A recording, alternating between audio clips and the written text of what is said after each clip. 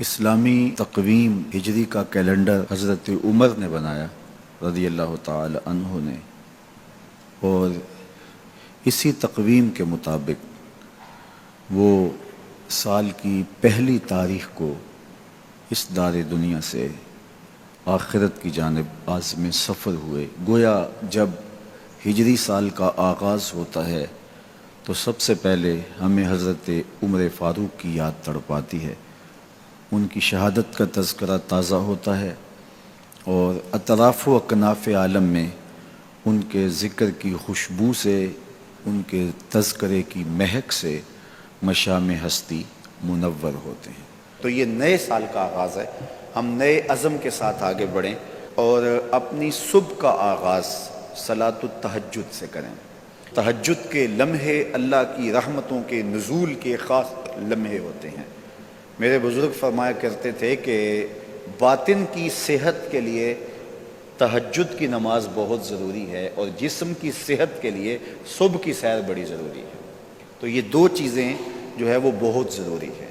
تو بالخصوص یہ بچے جو ہیں، جب اس عمر میں یہ ان کی عادت پختہ ہو جائے گی تو یہ زندگی کی آخری سانس تک باقی رہے گی۔ میرے بزرگ فرمایا کرتے تھے کہ مجھے تہجد کا عادی میری ماں نے بنایا ہے۔ وہ کس طرح کہتے ہیں کہ جب تہجد کا وقت ہوتا تو میری ماں میرے پاؤں آ کے دباتی تھی اور میں جلدی سے اٹھ جاتا، تو وہ تہجد کے لیے مجھے مصلی پہ بٹھاتی۔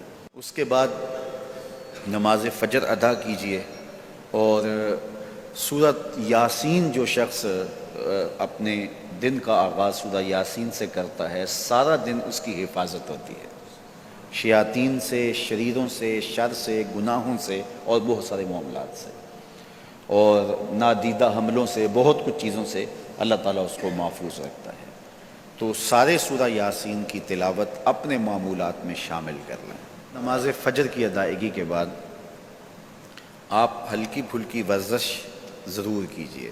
جو قوی مومن ہے، طاقتور مومن ہے، کمزور مومن کی نسبت اللہ کو زیادہ محبوب ہے۔ تو طاقتور مومن، قوی مومن، یہ مطلوب ہے شریعت کا، اور یہ مقصود ہے شریعت کا۔ پھر سونے سے قبل سورۃ الملک ایک مرتبہ ضرور پڑھیے گا۔ جس طرح سورہ یاسین پڑھتے ہیں تو سارا دن آپ کی حفاظت رہتی ہے، اور سورہ ملک اگر پڑھتے ہیں تو ساری رات آپ کی حفاظت رہتی ہے۔ اور سورہ واقعہ ایک مرتبہ یہ زندگی میں معمول بنا لیں، کیونکہ ہمارے جو معاشی مسائل ہیں اس کا بہترین روحانی حل سورہ الواقعہ ہے۔ سورہ الواقعہ کی تلاوت کرنے والا کبھی بھی کنگال نہیں رہتا۔ میں جب بھی اللہ کی توفیق سے یہ محسوس کرتا ہوں کہ ادارے کو وسائل کی ضرورت ہے تو سورہ واقعہ کو زیادہ پڑھنا شروع کر دیتا ہوں، تو اللہ خزانہ غیب سے مدد فرما دیتا ہے۔ اور جب بھی کبھی میں جاتا ہوں حرمین طیبین میں حاضری کے لیے تو سورہ واقعہ کی تلاوت میں لازمی کرتا ہوں، اس نیت سے کہ اللہ اس کی برکت سے، وہاں چونکہ ایک کا 1,00,000 کے بدلے میں جو ہے وہ ثواب ہے، تاکہ جو ہے وہ زیادہ سے زیادہ اللہ تعالیٰ وسائل عطا فرمائے۔ تو یہ ساری جو بہاریں آپ کو نظر آ رہی ہیں، اس میں بہت سارا حصہ سورہ الواقعہ کا ہے۔ جس معاشرے میں ہم جی رہے ہیں یہ ناہموار معاشرہ ہے۔ یہ ہمارے خاندانی نظم ہو تو وہاں بھی عجیب سی بولی اور عجیب سی لینگویج ہوتی ہے، اور ہمارا دیہاتی کلچر بھی، ہمارا شہری کلچر بھی، وہ بھی عجیب سا ہوتا ہے۔